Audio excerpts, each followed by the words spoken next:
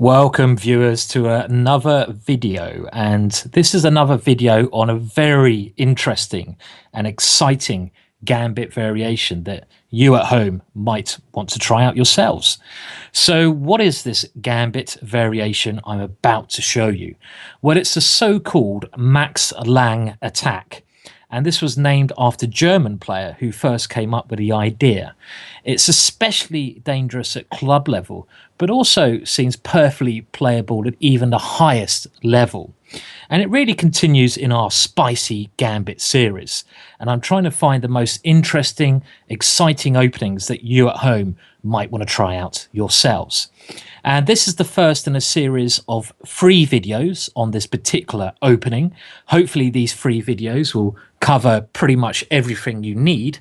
So let's dive into the action. So the game I'm going to use to demonstrate this first Max Lange attack masterpiece, I think it's very relevant and has some beautiful ideas to it. So what is the Max Lange attack? Well, we're looking at this from the white perspective, so it's something you might want to play with white, and it starts with e4, as most of the spicy gambit lines do, which I've looked at in the past. And this is a gambit you can play against e5. So here there's a number of moves. In the past I've looked at d4. I've also looked at the King's Gambit with f4. But maybe these moves are a bit too risky for some of you out there. And the main move, knight to f3, is our continuation here. Now, black has a number of ways to defend e5, but most certainly the most popular move is knight to c6. And now in order to play the Max Lange attack, we need to develop our kingside bishop and place this piece on c4. And this is aiming at what I always teach beginners, black's Achilles heel, the f7 square, which is a weak square. Now, bishop to c4 is not the most popular move. The most popular move is bishop b5, the so-called Rule Lopez opening or Spanish opening. But this leads to long maneuvering battles, and it also gives black the option of playing the dreaded Berlin defense, which you may have heard about, and that is with knight to f6. And I'm not going to show too much of this, but an endgame appears quite quickly. But you can avoid all that boring rubbish. Who wants an ending? We don't want an ending when we play chess. We want to checkmate our opponents by playing bishop to c4. Now here again, black has a choice. He can either pick knight to f6 or bishop to c5. Now, the Max Lange attack, you can play against both of these moves, in actual fact, which is great because we save on a lot of material we need to learn. The move order I'm going to be concentrating on is when black plays knight to f6 here.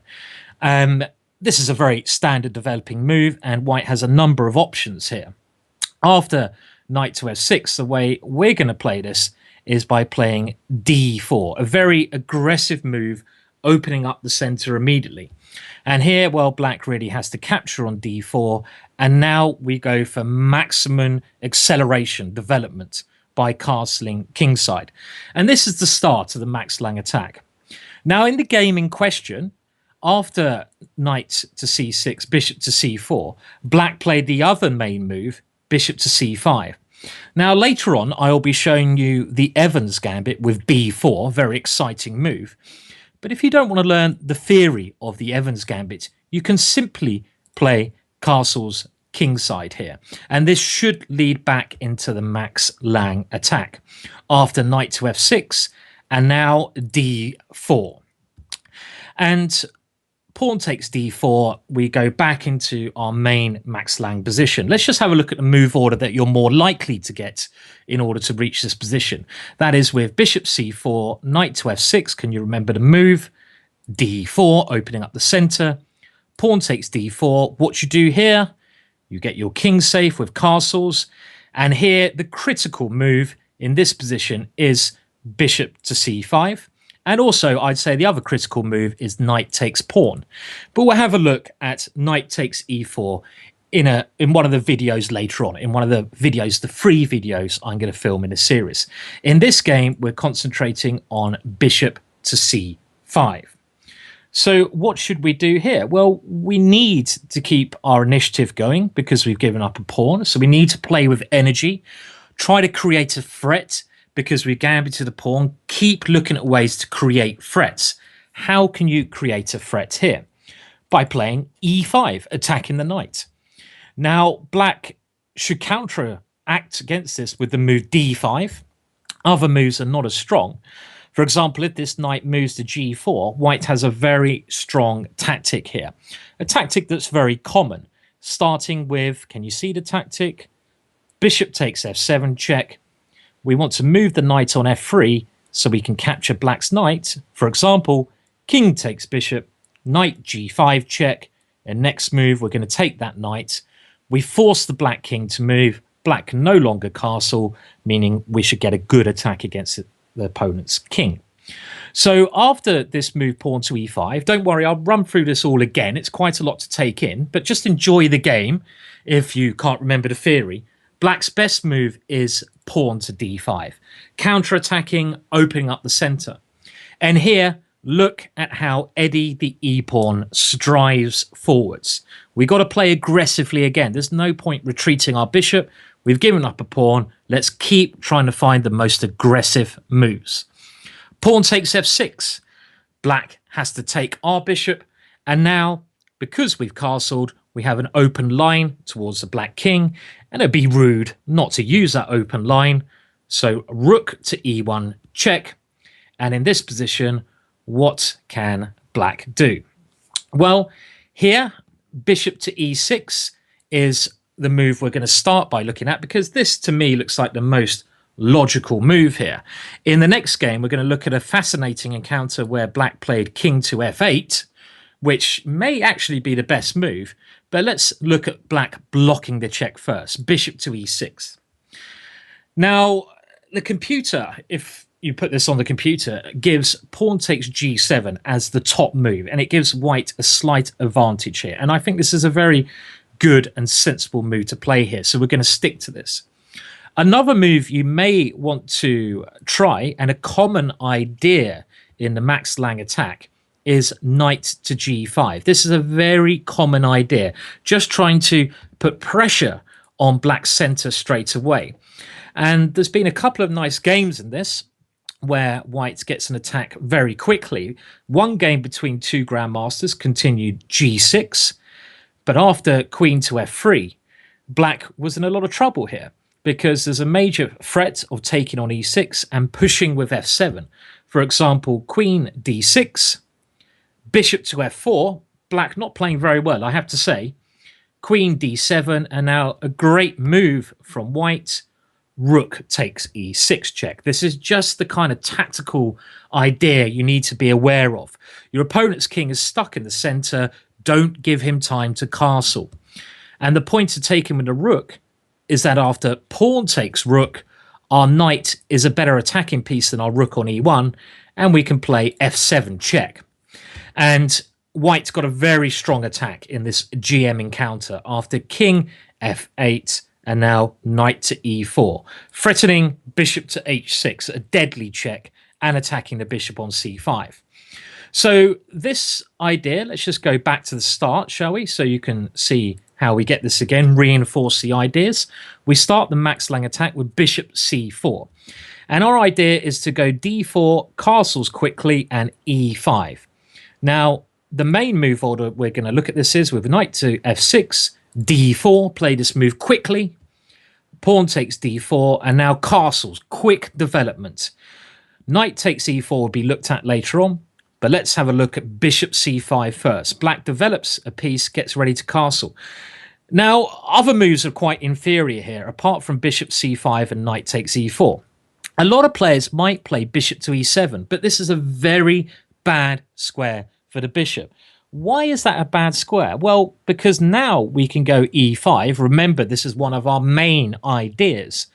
And if black tries the counterattack d5, he's going to lose a piece. We take on f6, And we can now see why the bishop is badly placed here. Our pawn will take the bishop. At the end of the complications, we will be a piece up. So that's why if we go back after d4, pawn takes d4, castles, black plays bishop c5. Can you remember the move to play now? Well, we should play e5 here. Black's main move now is d5. And after pawn takes f6, pawn takes c4, we got to use the open line, rook e1 check. And now bishop to e6 is what this game is concentrating on. So we just had a look at knight g5, but in actual fact, I believe the move pawn to takes g7 to be a much stronger possibility. This forces rook g8, and now another typical idea for the Max Lange attack, and that is bishop to g5. You often use the g5 square to put a piece on, whether it be a knight to try and attack the center, or a bishop to stop black from castling queenside. Remember, with a bishop on g5, black cannot castle through that bishop. Queen d7 was played in our game, and now we need to develop. We don't have an immediate way to force the attack here, so let's develop. Which piece is not developed? The knight on b1. Think where you'd like to move that knight to. Well, I see a very juicy home on f6. If you get the knight to f6, that is sayonara, my friend. Good night. So let's move that knight towards that square. Knight bd2. Black should take the pawn. Knight to e4. That knight flying into the weak square. Always remember, look for ways to improve the development of your pieces and look for weak squares. Here, black only has one really decent move to stop the knight going there. Bishop to e7. Now, if you ever get this position in a game, it is quite deep into the game. I'd recommend you just go bishop takes bishop, and if something like queen takes bishop, knight takes d4. And white, according to the computer, has an advantage here. For example, black can castle, but you can go knight takes c6, and this attacks the black queen. If black recaptures, queen f3. And it looks to me like the black king is much weaker than the white king. Just look at that horrible formation of pawns in front of the black king. They are completely shred apart there. So that is the simple solution, really, to this idea. But in the game here, white tried another option. Knight to f6 check. And after knight to f6 check, he keeps his strong bishop. Now, the computer doesn't like this line quite as much, but it's a very practical way of playing. And let's just see how white generated an attack in the game. Rook g6, bishop h4, stopping the black king castling. The king run to f8, rook to e4, pressurizing the d4 pawn. Bishop d5, rook f4, lining up against the black king there. Rook to e8, and now bishop to g3. And this allows the knight to move into h4. Bishop to e6, and here, well, white decided just to take on d4. And after some exchanges on d4, white had a slight advantage here out of the opening. Because his pawn structure is better, his bishop defends the king very nicely, the white king. White has the open d-file, and the black king is lacking a bit of pawn protection.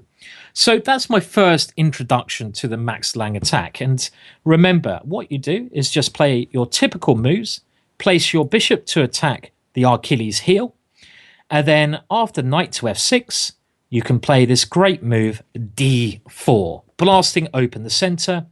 And here we castle quickly, and we're going to look at more examples of this in the next couple of videos. So stay tuned to the following examples. Hope you enjoyed the video.